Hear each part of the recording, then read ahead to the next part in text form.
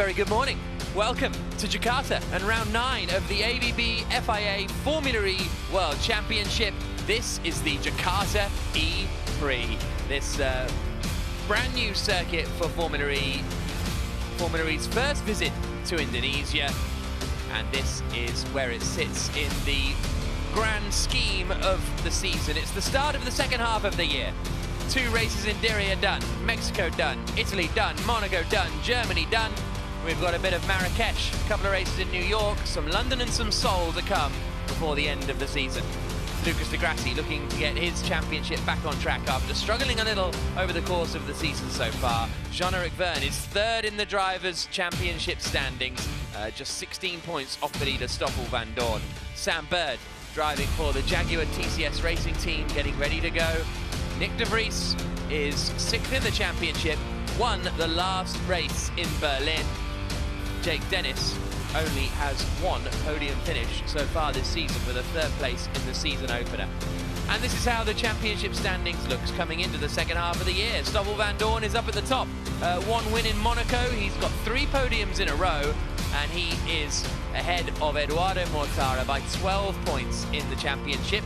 Jean-Eric Vergne 3rd, Mitch Evans 4th, and Robin Freins in 5th, and those 5 have a bit of a gap back to the rest of the chasing pack at the moment, but Nyck de Vries launched up into 6th position with that result and the win in Berlin. Sam Bird down in 12th place. Sebastian Buemi has only picked up 10 points so far this season, but that's more than his teammate Max Günther, and it's just Sergio Sette Camara and Antonio Giovinazzi who have failed to score. And as a result, it is Mercedes EQ, well, it's dragging at the bottom as a result of not scoring any points, but up at the top is Mercedes EQ and Rocket Venturi Racing. DS Techeetah chasing them down, but certainly the Mercedes EQ squad are looking very, very strong. My name is Jack Nicholls. Alongside me is the man who finished 3rd in the 1998 Kart Championship, Dario Franchitti. Morning, Jack. Here we are, 2.37 kilometers, 18 turn Jakarta circuit. Very wide through turn 1.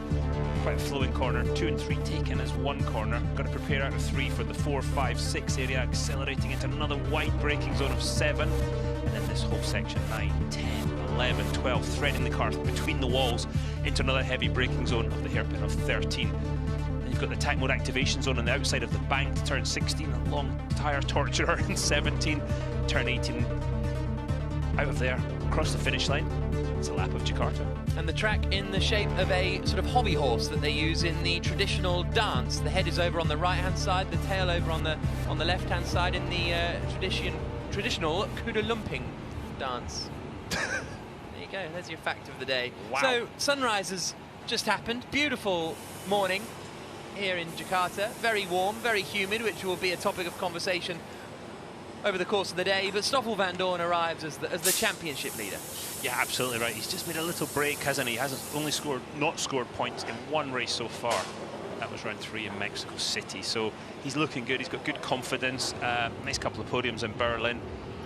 Let's see what he's got today. Right now, though, for the drivers just sitting in the garage, that's the worst part. There's no air circulating. You just sit baking in the car. So they want to be out on track as much as they possibly can in this next 30 minutes to learn as much as they can about the track, but also to get some air circulating and cool down from these very hot conditions. We're in the region of Ancol in North Jakarta, so over to the right-hand side was Jakarta itself, and then we're on the north, as you can see, with the beach on the left-hand side, and that is the top part of the sort of northwest of the Java island, which is the island that Jakarta is located on. Indonesia, a collection of islands, and that is Jean-Eric Vergne, 2-time Formula E champion, and he is 3rd in the standings coming into this session. And the pit lane opens, and Vergne heads out onto track. Now, they did do shakedown yesterday, but you're only allowed to run at half power, less than half power, for 2 laps. So, and we're in some classic Formula E territory here, aren't we? 1 day, brand new circuit, lock up for Nyck de Vries. And now it is about just getting on top of everything and correlating basically from the simulator to what you've got here in real life and for the session later on. And you can see huge wide entry into the first corner. Yeah, absolutely. Look at the dust as well. The lots of lockups heading straight up the pit lane.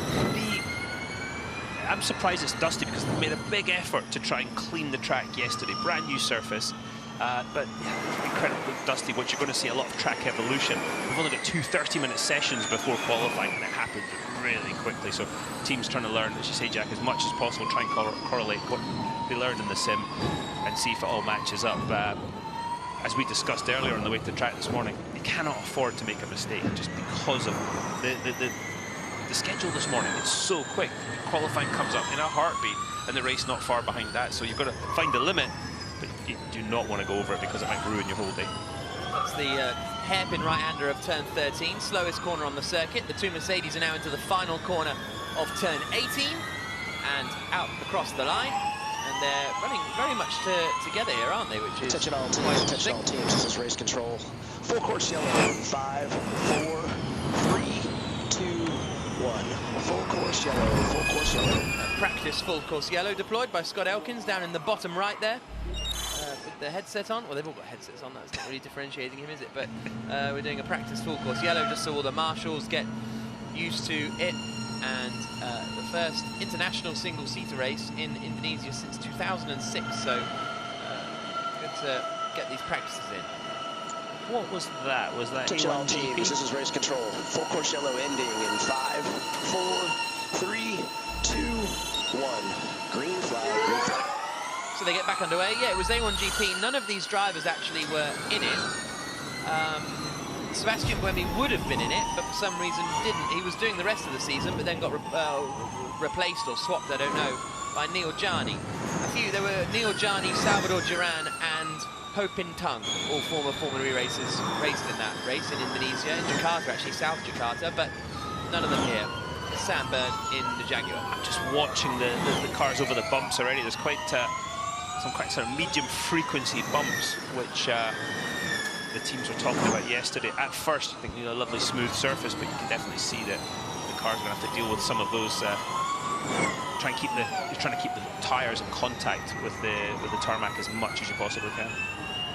So De Vries, after doing the initial running right behind Van Dorn, now backs himself off a little bit. Bit of wheel spin on the exit as he comes over the line and down towards the first corner where Van Dorn is at the moment, turning into the right-hander. That's at 1, and now he gets right up to the wall before swinging it into 2 and 3. Robin Freins had a big moment there in shakedown yesterday. Then a left-hander of 4, and this takes you around the curve, around the Ancol Beach City Mall, and into turn 7. Car looking very lively. Yeah, I think it's down to the lack of grip. Look how dusty the circuit is. But the other thing to note, the car hasn't been straight yet at all during the lap. There's been turn 1, 2, and 3 are taken as one corner. It's just the whole circuit is a constant curve. One of the straight points is breaking into turn 13, so you're going to see big fights for real estate into 13 later on this afternoon. Then you come out into turn 16, where attack mode activation is located here at the bottom. Banked corner. Yeah.